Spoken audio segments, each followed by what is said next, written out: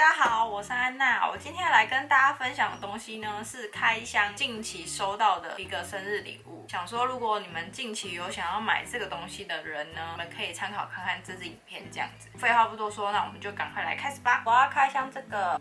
就是 Nest Mini Google 的音响，不知道你们有没有想要买音响？如果预算又没有到很高的朋友们，那我觉得你们可以买买看这个。我其实一直对音响没有到很大的兴趣，能播音乐能开心就好嘛，对不对？没有一定要强调什么很高的音质啊，或者是很高的回响啊，还是什么。刚好他送我的时候，我就觉得哇，收到使用完的感想真的是有觉得说哇，原来 Google 的东西有这么好用哦，所以我就想说可以来跟大家分享一下，说我使用的心得感想，跟如果你们有想要买的朋友们使用这样，我觉得真的是还不错哎，它的音质啊什么的真的都蛮好的。首先就是给你们看，他送我的是第2代，然后它有支援这些 Spotify 跟其他东西，你们可以看一下，有支援这些。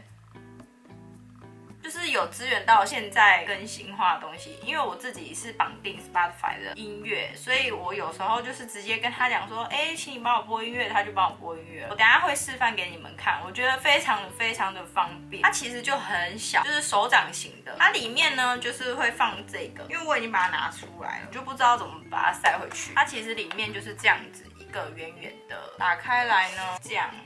这可能就是刚刚像我放绳子这些东西，它里面会有3份，但其实这2份就是没什么用，蓝色小本本才是最重要的。它有说要怎么使用，第一个就是它是插头式的嘛，那你就把插头插下去，插下去之后它就会开始显示一些东西。再来最重要的一点就是他们家 Google Play 或者是 Apple Store 的商店里面去下载，就是他们的 Google Home。下载完之后你就安装，然后你就可以开始设定一些，比如说你像是每天早上要设定的闹钟啊。或者是可能你要计时，或者是你要跟他讲说，现在几点了等等的这些，你都可以问他。但是最重要的就是你们都是要讲 OK Google， 然后他就会接收到讯息。接收到讯息之后呢，你就可以讲说，你要做什么事情这样子。他有讲他的触控设计，这个面板上面是触控的，有一边是增加音量，然后有一边是减少音量，中间的话就是按暂停跟播放这样。最重要的就是它这边啊，它下面有一个这个是麦克风，它会接收到你所说的话去做动作，所以你这边一定要打开来。我会这么推荐的原因是因为它这一台价钱真的不贵，我记得好像才1000出而已吧。我觉得如果你今天想要有那种震撼感，对音质又没有到非常的很讲究，就是觉得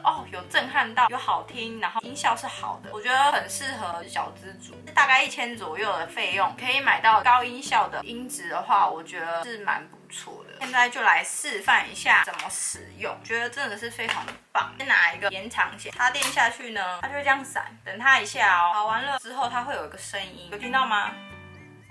这样就是 OK， 可以执行下一个步骤，然后你就可以跟他讲说 OK Google， 请帮我播音乐。没问题，即将播放 Spotify 的音乐，然后他就会帮我播。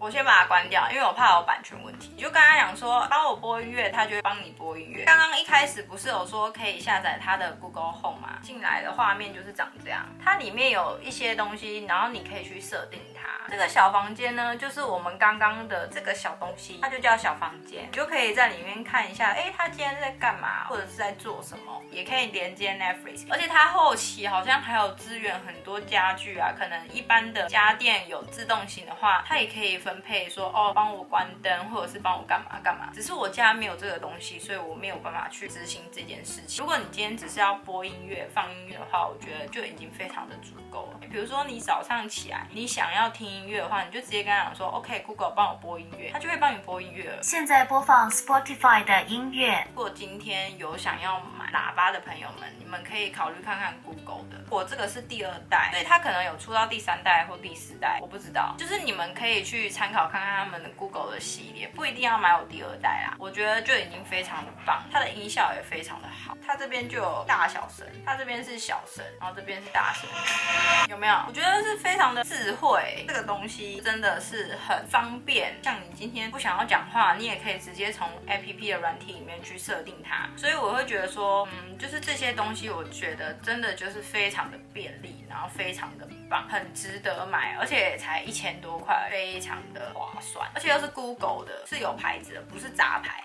也不会有那种杂音，我怕有版权关系，我想说就先不播音乐。但是你们刚刚有听到它那个声音，不是那种破破的音乐。总结呢，就是我非常的推荐大家可以去尝试购买看看 Google 他们家的产品，我真的觉得 CP 值非常的高，所以我才想说可以推荐给你们。就是如果你今天是比较没有什么预算，没有什么对音质有特别的要求的话，我觉得你们可以考虑看看 Google 这一系列的东西。一开始我会接触到也是因为我朋友他家里面有使用这个，而且他播音效的感觉也非常的好。播音乐的范围不是你今天在这个房间听，别的房间就听不到，别的房间也听得到。所以我觉得就是它的大小声就是能调整到很圆融，就是不会这边听不到，那边听不到这样子。我觉得这是还蛮不错的地方，因为像是我在我房间的话，我其实播中等的音乐的话，我在另外一个房间我也听得到音乐。比如说你像是你想要在这个房间播音乐，然后在另外一个房间做别的事情的话，我觉得这效率也是还不错，所以就是看你们自己个人怎么去选择这样。我自己是用了之后是非常的喜欢，非常的推荐给你们。我们今天的影片就到这，如果喜欢我的影片的话，可以按赞、订阅、分享，还有点赞我的脸书粉丝团跟追踪我的IG哦。那我们就下次见，拜拜。